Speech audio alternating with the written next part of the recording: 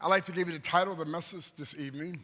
A new sound of deliverance is about to be released into the earth realm. The Lord said that to me. He spoke it to me so clear that there was coming a new sound of deliverance about to be released into the earth realm. I'm not so sure I understood the fullness of what Holy Spirit was sharing with me, but I will share with you tonight some of the expressions and the thoughts of Holy Spirit. I want to begin by telling you that breath, sound, and movement will be the next pillars of the move of God. Breath, sound, and movement will be the next pillars in the move of God. In the book of Genesis, chapter 2, beginning with verse 7, this is where it all began. And the Lord God formed man out of the dust of the ground, and he breathed into his nostrils the breath of life, and man became a living being. Once again, I want you to try to keep in mind, if you're taking notes, the title of the message, A New Song, a new sound of deliverance is about to be released in the earth realm. Now, nobody would understand sound better than worshipers, those who write songs, those who sing songs, those who worship the Lord in spirit and truth. They understand the release of a new sound. In John's Gospel, chapter 20, verse 22, these words, and when he had said this, Jesus, he breathed on them, the disciples, and he said to them, receive Holy Spirit. Now, they didn't receive the baptism of the Holy Spirit at that time, but they began to identify with Holy Spirit. It was a sign of identification. Let me say to you that the outward manifestation of the inward blessing is done with a sound. The outward manifestation of the inward blessing is done with a sound. In the book of 2 Chronicles, chapter 20, beginning with verse 22, these words. And so they arose early in the morning, and they went out into the wilderness of Tekoa. And they went out, and Jehoshaphat stood, and he said, hear me, O Judah, and you inhabitants of Jerusalem. Believe in the Lord your God, and you shall be established. Believe the prophets, and you shall prosper.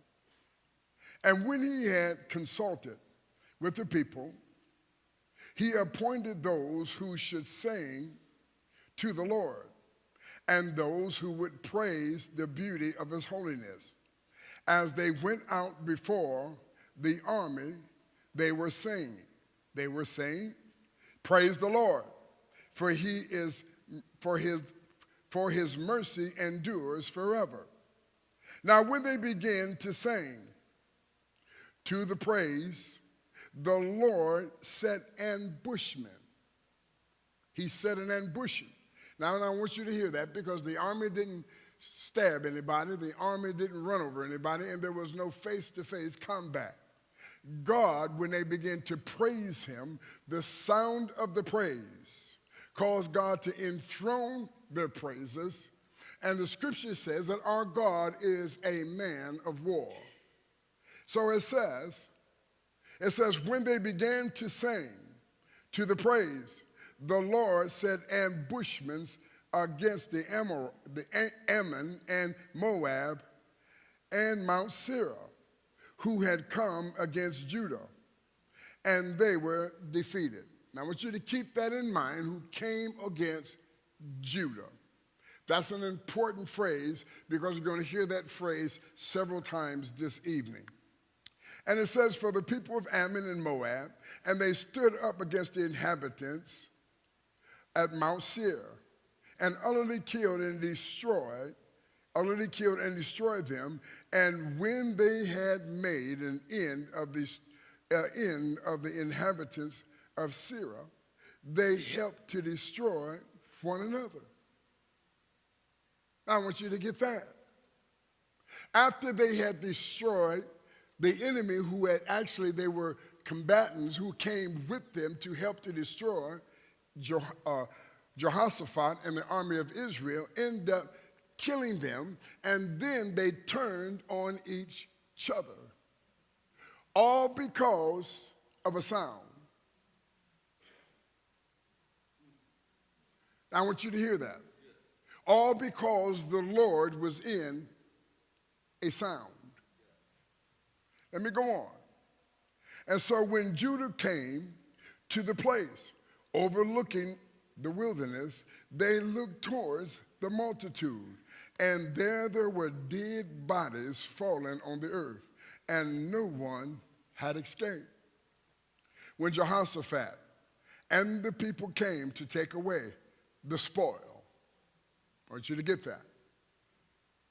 When they came to take away the spoil, they found among them an abundance of valuables on the dead bodies and precious jewels, which they stripped off for themselves, and more than they could carry away. Somebody say that's a good day. Because there was so much. Because there was so much. Now, I know some people have a hard time with prosperity, but God is not poor. And God never called his people to be poor. Never. So in Acts chapter 2, beginning with verse 1 through 5 from the Passion Translation, these words. On the day of Pentecost was being fulfilled. All the disciples were gathered in one place. And suddenly they heard the sound of a violent blast of wind rushing into the house from all of the heavenly realm. The roar of the wind was so overpowering, it was all anyone could bear. Then all at once a pillar of fire appeared before their eyes, and it separated onto tongues of fire that engulfed each one of them. And they were all filled and equipped with the Holy Spirit and were inspired to speak in tongues, empowered by the Spirit to the language they had never learned. Now, can you imagine what this story would have read had there been no sound introducing a new language? It could have said they were all in one room and everybody started speaking in a different language. No. It was a sound that brought a new wave into a new dispensation. I want you to hear that. It was a sound of a mighty rushing, or a blast of a mighty rushing wind. That wind, that sound came before the manifestation of the gift of tongues. And then the manifestation, because it came, the evidence was they all heard them speak in their own language. Now I want you to, can you imagine that there's a sound that will be released from this house that will cause the surrounding neighbors to come and wonder what that sound is? What is that sound? And then all of a sudden, they begin to see signs, wonders, and marvels happening because a sound preceded them. Isn't that amazing? Now, I can understand sound. When I was a small kid, my grandmother, when she got ready to do harm to you, there was always a sound.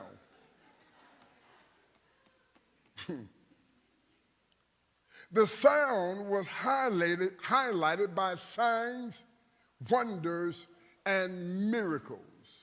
With every move of deliverance, there will come a new sound. With every move of deliverance, there will come a new sound. In the book of Acts, chapter 15, verse 16, these words, after this, I will return and will rebuild the tabernacle of David, which was fallen down, and I will rebuild its ruins, and I will set it up. So listen to what Jesus says. Listen to what Holy Spirit says. He said he's going to rebuild the tabernacle of David. He's going to rebuild it. Jacob blessed and prophesied to each of his sons as he was about to depart this world to live with his grandfather Abraham, or to live in Abraham's bosom, or to live in Abraham's side, the place where the righteous dead lived. That place was the righteous dead lived, and that place was in God's presence, waiting to be resurrected by Jesus. So until the fullness of time was to come.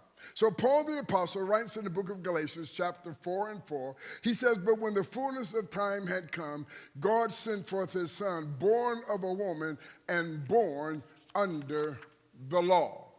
Ephesians 4:9-10 says these words, now this, he ascended, what does it mean but that he first also descended into the lower parts of the earth? He who descended is also the one who ascended far above all heavens, that he might fulfill all things. What does the scripture tells us? That Jesus ascended, and those who were being held in Abraham's bosom or by Abraham's side in the presence of the Lord, Jesus went and he released them, and he took captivity captive. Now that's important. We're going to see that in just a moment. So the greatest king of Israel came from the tribe of Judah. The greatest king of Israel came from the tribe of Judah. Judah is where we get the royal lineage of kingship from David to Jesus Christ. Jacob blessed his sons, Judah, declaring and prophesying that the scepter and the ruling staff would not depart from Judah until the obedience of the nations bow before him. And this praise we will get called the Lion of the tribe of Judah. Now it is important. I remember years growing up, we used to have what they called picnics. And we would have family gatherings. And it was always hot when they did them. And of course, everybody always had the party that was come that never brought no food, but they ate everything. And so, we would have one of those meetings, and so we would have one of those every year, and they would have a sign said that, you was part of this clan, and you were part of this clan, and if you went up the road, you had all these different clans that was in the bloodline. But see, now that you got saved, born from above, now you become part of the tribe of the Lion of Judah. Now you become part of this royal lineage. That's what you become part of now. In the book of Genesis, chapter 49, verse 8-10, Judah, you are he whom your brothers shall praise.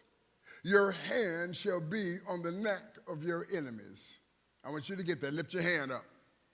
Say, my hand shall be upon the neck of my enemies. Now listen what he says. He says, your father's children shall bow down before you, Judah. Judah is a lion cub. From the prey, my son, you have gone up. And he crouches down as a lion, and as a lion, who shall rouse him? I want you to look at these metaphors in the scripture, declaring and describing who you are and what you are. The scepter shall not depart from Judah. So in other words, out of your mouth is the word of God with authority, with keenly authority, when you pray, when you decree, and when you make intercession. You stand in that place with the specter of God, with that scepter of God, and as you begin to decree and to declare, you declare the rulership from God's position. You declare that from your position as being an heir, okay, of the Lion of the tribe of Judah. We often don't think about these kind of things because we love the other kind of talk. I'm a bride, I'm an ambassador, and yes, Scripture talks about that. Jesus never preached about you being a bride. He compared it, the bride and the bridegroom. He never made it a doctrine. He used it as an allegory, as a relationship, as a covenant, as the bride is to the bridegroom, as a marriage. So we take some of these allegories and we have made them doctrine because they do sound well. They minister to our emotions. They talk to our minds. They speak to the areas where we may not have rise to a place of victory. So they speak to those areas. And so then Jesus says, I'm going to send you the Holy Spirit. And one of the things the Holy Spirit is going to do, he's going to comfort you. I'm going to send you another comforter. What does the Holy Spirit come to comfort us to do? First of all, he's got to make us uncomfortable before he can comfort us. He makes us uncomfortable so he can comfort us. So Judah, he says, nor a lawgiver from beneath his feet, until Shiloh dominion belongs, or till Shiloh's dominion belongs or comes. In other words, he says Shiloh was a place of authority and a place of dominion. And he says, that shall come to you. And to him shall the obedience of all the people. And we'll know that in the book of Romans chapter 14, verse 11 says these words. For as it is written, as I live, says the Lord, every knee shall bow to me, and every tongue shall confess to God. The name Joshua is pronounced, and I love this, and I want to tie this in because we never really think about it. In fact, the children of Israel, or the Israelites, or the Jews, thought that every time they breathed, they were declaring God's name, Yeshua. And so every time they mentioned that name, and in fact, they were afraid to mention his name. So they would call him Yahweh. And so they declared every time they breathed Yahweh, they were mentioning his name. So the name Joshua is prophesied as of Uzziah. And that is the original pronunciation of it. By definition, the name means salvation or deliverance or rescue or perseverance. And in the New Testament, it is called soteria. And so the name Judah means praise. Prophetically speaking, the Holy Spirit is telling us there is a new sound of deliverance coming to shake the earth. Now, just to put it in another way of saying it, that's exactly what Jesus did when he came. When Jesus came, there was a new sound he released into the earth. And it started with the forerunner of John the Baptist. In the book of Haggai 2, 6 through 9, these words, for thus says the Lord of hosts, once more, it is a little while, I will shake heaven and earth, the sea and the dry land. And I will shake all the nations, and they shall come to the desires of the nation. That is Jesus Christ. And I will fill the temple with glory, says the Lord of hosts. And the silver is mine, and the gold is mine, said the Lord of hosts. The glory of this latter temple shall be greater than the former. So the glory of this latter temple, Paul says we have this excellency in earthly vessels so that the power might be of God, or the excellency might be of God and not of us. So here is our decree when we pray, that there's a greater glory coming to this house. There's a greater glory coming to this city. There's a greater glory coming to this state. Why? Because God promised that the glory of this latter temple shall be greater than the former, says the Lord of hosts. And in this place I will give peace, says the Lord of hosts. Now, Apostle got up and he prayed over this city. And he declared that this city would have peace. When we come to prayer on Saturday, one of our anthems is that we call these walls of praise. And these gates, we call those gates of praise and these walls of salvation. And so we decree that. You know, matter has memory. Because matter has memory, when we declare what the word of the Lord says, those walls will speak. You don't hear it with your audible ear, you don't see it with your mouth or with your eyes. But those walls, everything that has breath, give God's praise. So in the book of Hebrews, chapter 12, verse 26 through 29 in the Passion, these words: the earth will rock at the sound of his voice from the mountain. But now he has promised, once and for all, I will not only shake the systems of the world, but also the unseen powers in the heavenly realm. Now this phrase, once and for all, clearly indicates the final removal of things that are shaking. That is the old order. So only what is unshakable will remain. Since we are receiving our rights to an unshakable kingdom, we should be extremely thankful and offer God the purest worship that delights his heart as we lay down our lives in absolute surrender, filled with awe, for our God is a holy and a devouring fire, or our God is a consuming fire. These are the days of transition. There is not a soul on this planet that is not in transition. And I think we may not always understand what's going on, how we are transitioning, but you feel there's a shift taking place. And and oftentimes if we would stand still long enough, hear Holy Spirit, he will guide us and tell us what he is saying to the prophets. God promised that I will do nothing until I reveal it to the prophets first. That's what God promised. God is moving in such a way. And my prayer, and my wife's prayer has always been, God, don't let us miss one moment of what you were doing. Never let me be out of sync with Holy Spirit. Holy Spirit, give me an ear to hear. Adam heard the sound of God walking. David heard the sound of angels marching on top of the mulberry trees. King Saul heard the sound of evil spirits as they were driven from him. Elijah heard the sound of abundant rain. The prisoners heard the sound of prison doors were open. The breath of God revived a valley of dry bones. The angels received a sound of the birthing of miracles in Bethlehem. As the shepherds kept watch in the field, angels appeared in heaven, and they heard the sound as they sung the decree of the Lord. The word revive means to restore to life, give strength or energy to, improve positions or conditions of, regain life, consciousness, or strength, become active or flourishing again.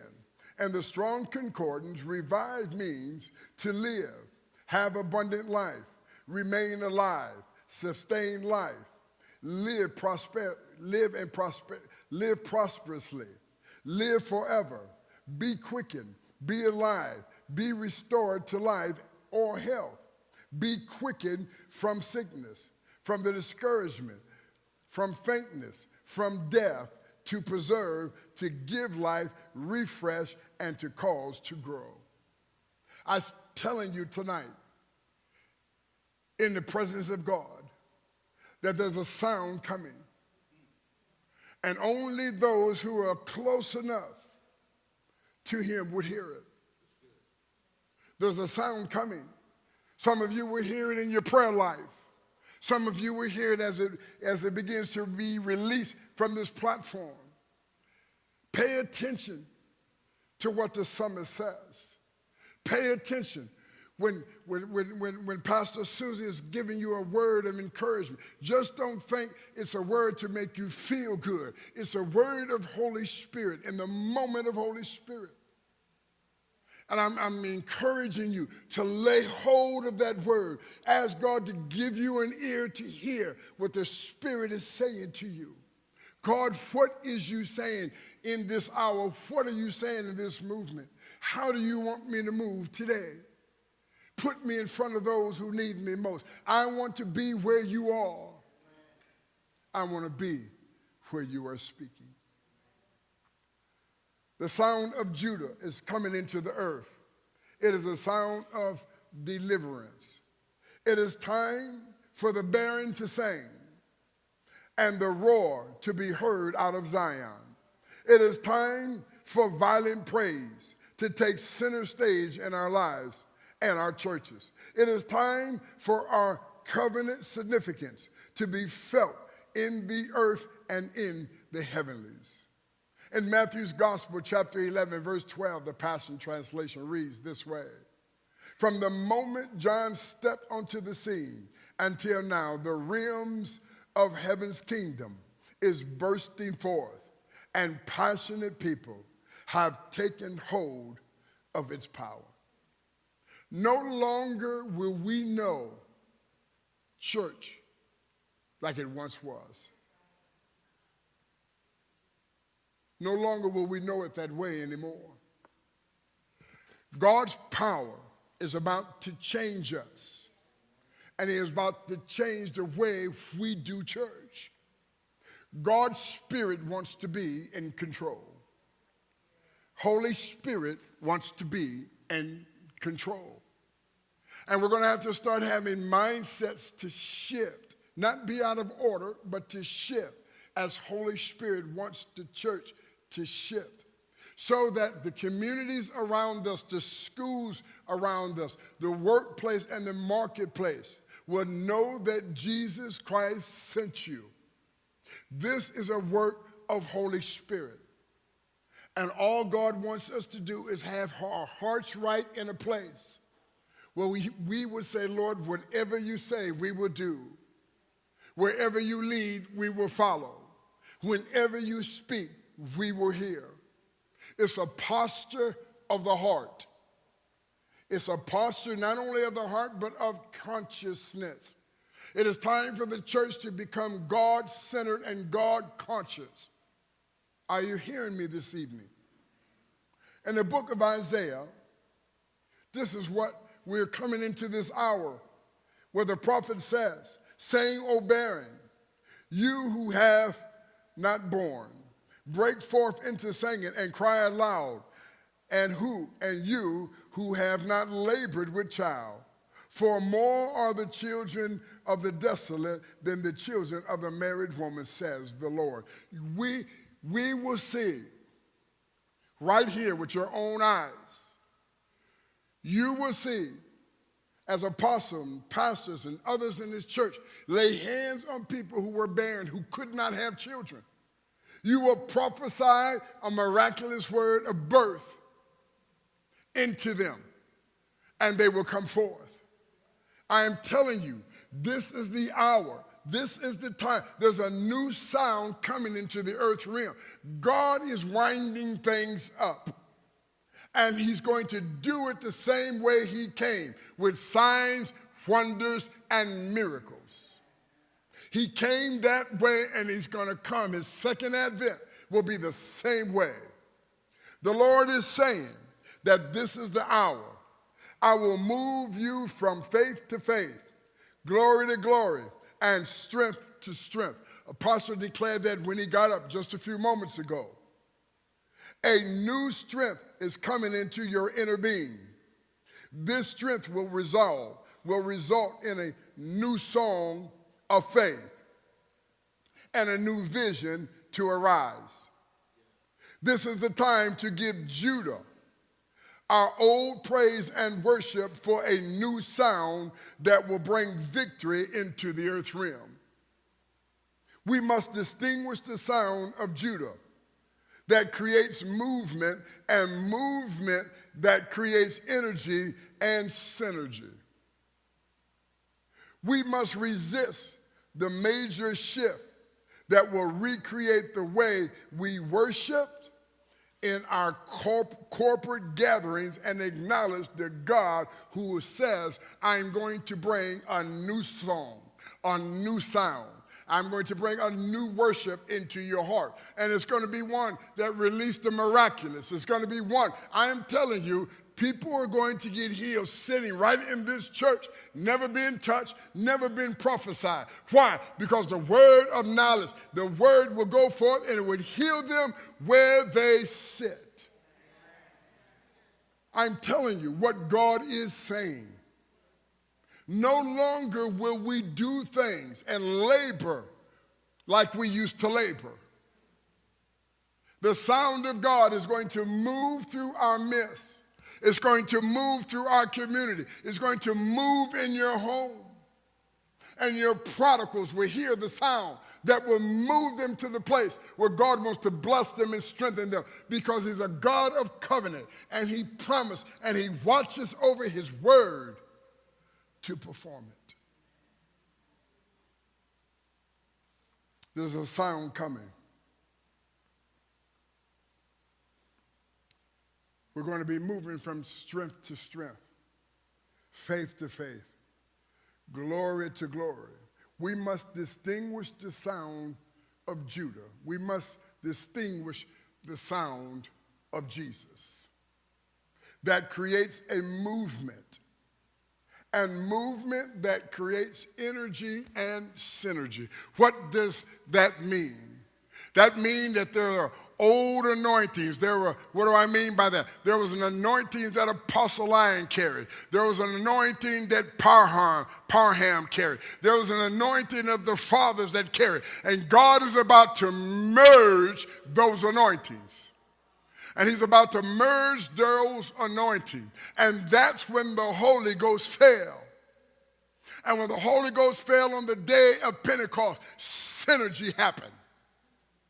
And God is about to do it again. But he is about to do it in a greater way. And I am telling you, you are the people that he's entrusted to carry this power, to carry this anointing, to be workers of miracles and signs and wonders. It is you. You are it. He entrusted this power, this great move to you and I. He entrusted it years ago to the early church. He entrusted it to fishermen. He entrusted it to lion tax collectors. He entrusted it to some of the most wickedest men in the community. And God says, I poured out my spirit upon a new man, and it's in you. I'm going to cause a new anointing to come upon you. A new power shall flow out of you. And God says, when you hear the sound, he says, I'm going to move in your midst, and I'm going to do it in a powerful way. And I am here to tell you, by God's servant tonight, that the power of the Holy Ghost is about to make a sound. It's going to be like a mighty rushing wind. And I am telling you, that power is going to transition you and transform you into this Judah anointing and to this Jesus anointing. And you're going to walk in power. You're going to think in power. You're going to move in the supernatural like never before, because there's an awakening that's taking place in the church. There's an awakening, and God is calling his church back to the place that he birthed it, in signs, wonders, and power. Ha.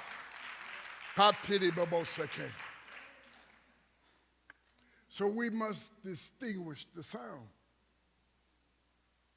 of Judah. Why? Because that sound is going to create a movement, and movement that creates energy, and a movement that involves synergy. We must resist the major shift that will recreate the way we worship and our corporate acknowledgement of God. Judah means praise Yahweh. Yahweh means the God of the covenant. A serpent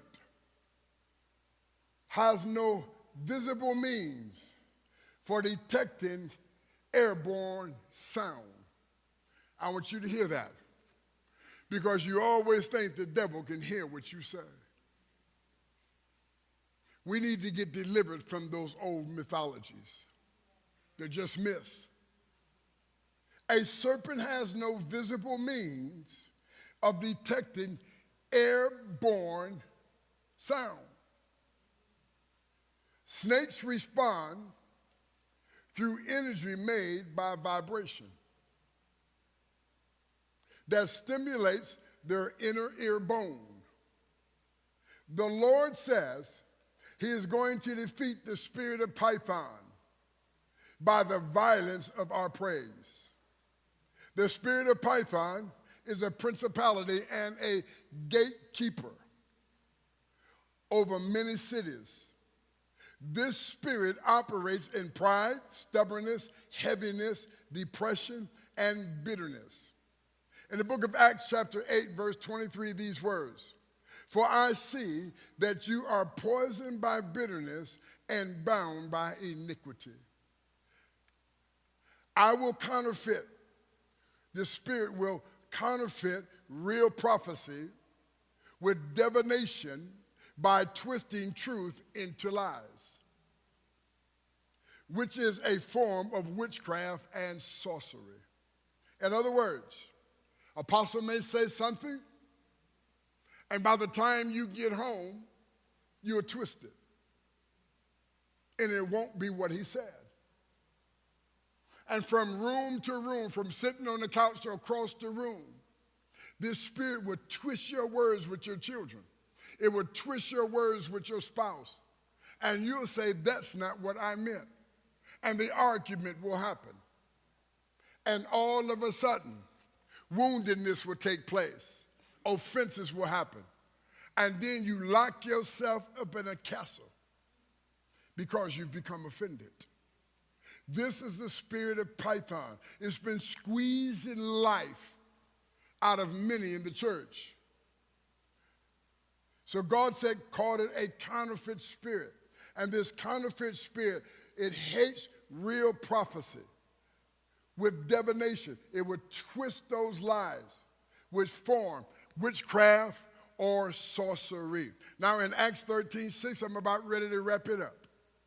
Now when they had gone through the island to Patmos, they had found a certain sorcerer, a false prophet, a Jew by the name of Bar Jesus. Acts 16:16. And now it happened, as they went to prayer, that a certain slave girl possessed with a spirit of divination, Python, met us, who brought her master much profit by fortune telling. Prophecy is not fortune telling, it's foretelling. And the Python spirit manipulates sound and is deceptive. And it used flattery to gain trust and promote pride in people. I'm gonna pause there because time is just getting away from us tonight. But I want you to hear what Holy Spirit is saying to us. No longer, God doesn't want us to stop being friendly, and he doesn't want us to stop loving people, because that should be the flow of our heart. But we need to be aware that there's another realm that we have neglected. And we need to come together and pray. We need to get on one accord so we can hear what the Spirit of the Lord is saying. And we need to lay down all of our desires, all of our visions, and say, God, what is it that you want us to do? He laid down his son so that you and I could live and rise. How much more shall we not lay down our lives? We've become so self-centered. When I say we, I'm including me. Humanity has become so self-centered about itself, that it has strayed away from God. Not this church. I'm inviting you to meet me here on Saturday for prayer. And we're going to pray until we are transformed into his image. And the God of power and the God of his rich anointing and grace and mercy will strengthen us, bless us. There's no longer can we talk about this city being changed if change doesn't begin with us. No longer. We will no longer be hypocrites. We will no longer make false declarations and confessions until it works in us. So I invite you to join me. Right here, we're going to pray. Holy Spirit is going to direct us how to pray. We're going to decree. We're going to stand. And we're going to yield our hearts to the God of heaven and earth. And we're going to say, God, don't bring us up from here if your glory doesn't go with us. It is time for us to see the raw power of an awesome God. Is there anybody in agreement with me? It's time for us to see his power. Are you listening to me? And I prophesy over this worship team and these singers that a new song is coming into their spirit. They will prophesy on the keys. They will prophesy on the string instruments. They will prophesy on the drum. They will prophesy on the concussion. This church is a spirit-led church. And you are a spirit-led people. And it is time, church, for us to take our place, prostrate ourselves before a God who moved mountains, before a God who parts the Red Sea, before a God who caused the dead to come to life. It is time that we say to him, we want to see your power. We want to see your glory. We want to see the change that you died to say we could have. Judah is leading us.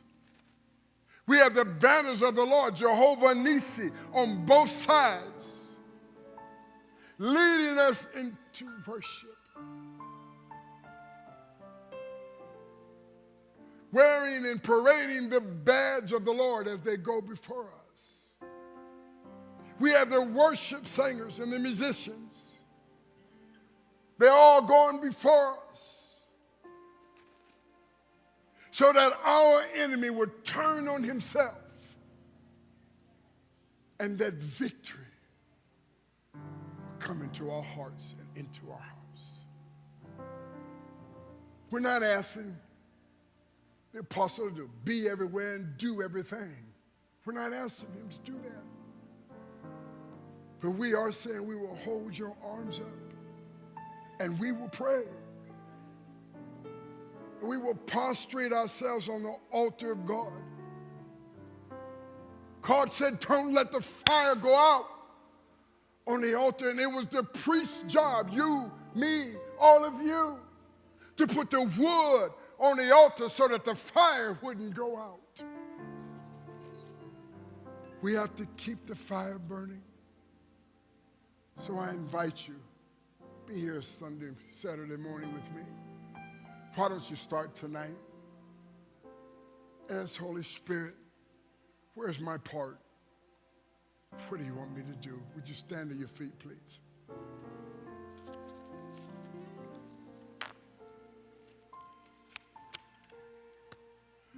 A new sound. A new sound.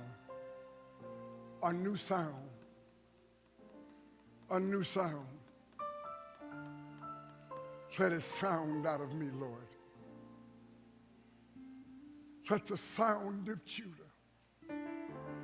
let it come forth out of these pipes, out of my lungs. Let a new song with a new anointing.